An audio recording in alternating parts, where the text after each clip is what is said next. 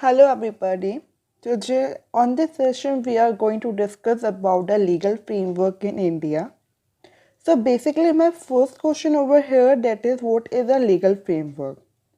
It comprises all those set of rules, regulation and laws which basically affect the business enterprises and their activities.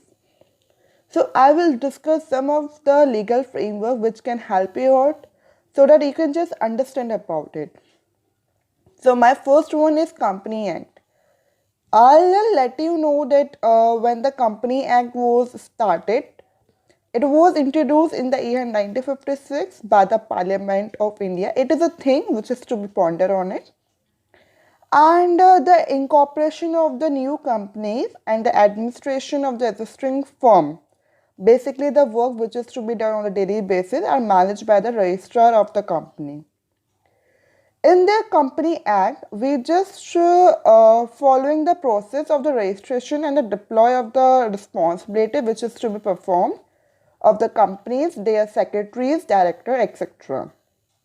As well as with the help of the Ministry of the Corporate Affairs, offices of the registrar of the company that is called ROC, Company Law Board, Director of Inspection, Public Trustee and official liquidators. They just helped the government of India to administer the Company Act 1956. It was just a short introduction about the Company Act. Hope you have understood. So my second is Foreign Exchange Management Act, that is known as FEMA, FEMA. It was incorporated in the year 1999.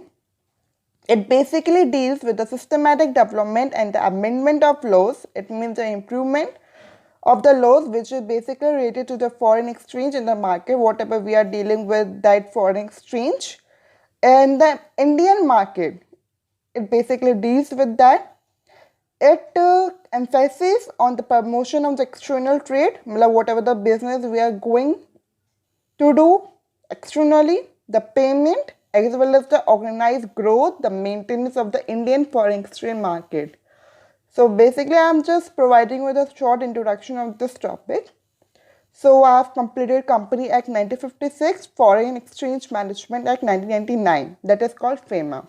Now the third legal framework, that is the Factory Act, it was incorporated 1948 to basically safeguard the health and security of the laborers as well as children, who is basically preparation for the industrial law. So the factory is so important for them to understand.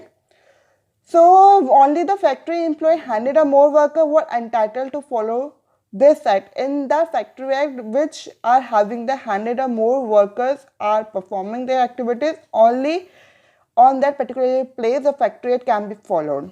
So it was incorporated in the 1948.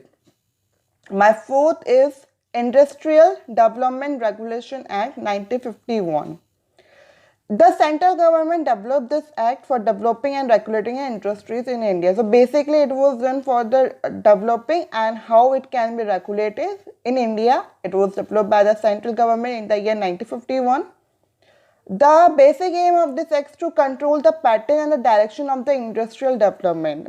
How they are going to develop, they provide a direction with the various industrial operation, performance and the outcome of the industrial unit, which basically has in the public welfare and takes the essential measure, basically which is so mandatory for the growth of the industries in India. So it is quite important to learn about this legal framework. Now the fourth legal framework is the Monopolies and the Restrictive Trade Practices Act 1969. Basically it is known as MRTPA. It was incorporated in the year 1969.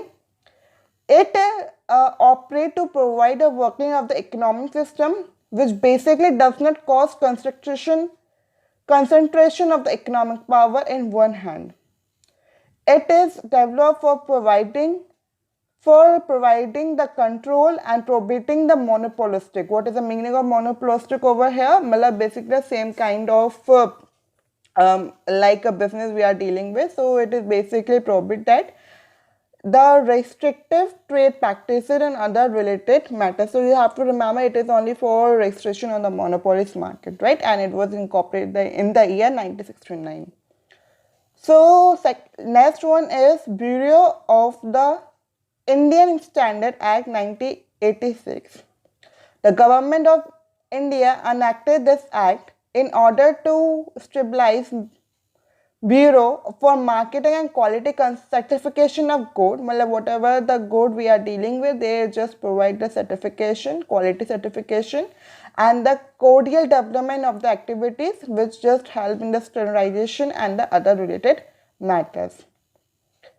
Next legal framework is Consumer Protection Act. It was incorporated in the year 1986 and it was passed by the Parliament of India, and it is basically used for the safeguard of the interest of the consumer in India.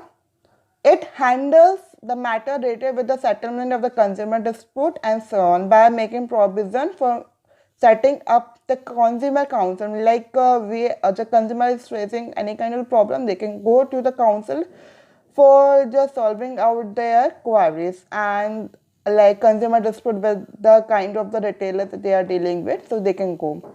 And other authority which have been doing the same. The last one is Environment Protection Act. It was incorporated in the year 1986. It was empowered with the central government of India so to take the necessary step in order to deal with the environment pollution and protect environment.